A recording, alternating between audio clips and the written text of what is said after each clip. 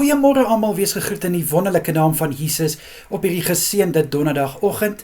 Ek hoop julle het baie lekker geslaap en julle is uitgerus vir hierdie dag.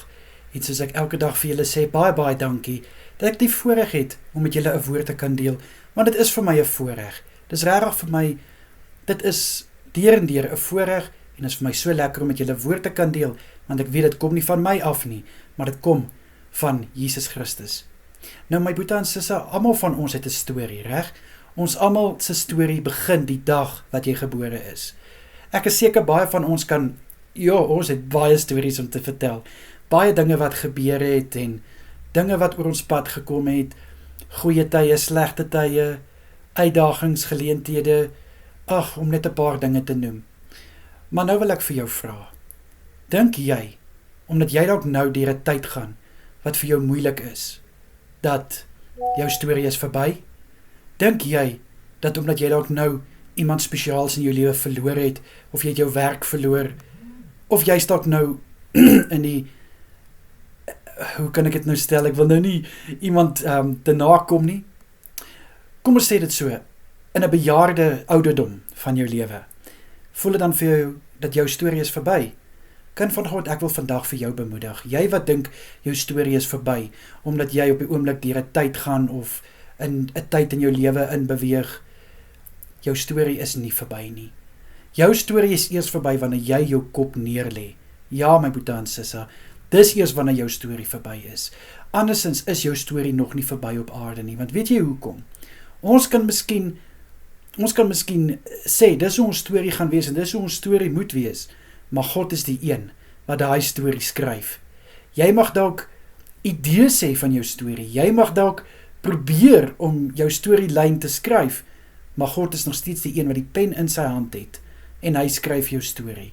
So ek wil vandag vir jou sê, jy wat deur 'n moeilike tyd gaan, dalk 'n egskeiding, dalk 'n break-up, jy het jou werk verloor, jy is dalk gediagnoseer met 'n siekte. Ek wil net vir jou sê, jou tyd is nie verby nie. Jou storie is nie klaar nie. Die dag wanneer jy jou kop neerlê, dit is wanneer jou storie klaar is. En as dit nie nou die dag is nie, dan is jou storie nie klaar nie.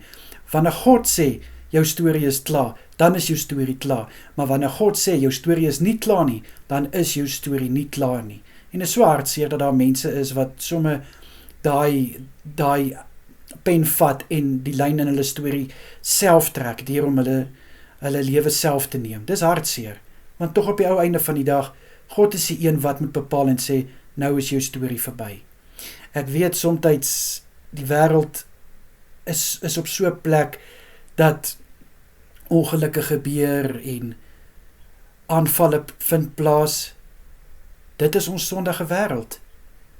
Maar bo dit als wil ek nog steeds vir jou sê, jy haal nog steeds vandag asem, jy is nog steeds hierso, en dit sê, jou storie is nie klaar nie. Dink jy, Daniel se storie was klaar toe hulle hom in die leeukuil gegooi het? Glad nie, hy het daarin uitgestap met 'n getuienis. Dink jy, Paulus se storie was klaar toe die slang hom gepik het? Nee. Dink jy, Dawid se storie was klaar nadat hy gesondig het? Nee. Josef se storie was nie klaar nie, al was hy in die tronk, al was hy in 'n put.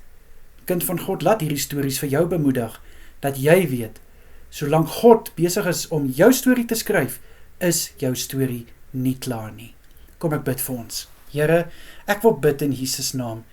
Ek vra dat U ons sal lei en ons sal rig. Dat ons U sal toelaat om ons storie te skryf. Dat ons sal berus by alles wat U in U hand het, hoe U dit hanteer en wat U daarmee doen. Ek bid in Jesus naam, liewe Here, dat ons lewenspaaie sal wandel in die wil van U, en dat ons sal weet, wat ook al oor my pad kom, my storie is nie klaar nie. Dis dalk net die begin van 'n nuwe hoofstuk in my storie. In Jesus Christus naam. Amen en amen. Julle moet 'n baie lekker dag verder hê. Kyk mooi na julleself en wees geseënd. Tot môre toe. Bye bye julle.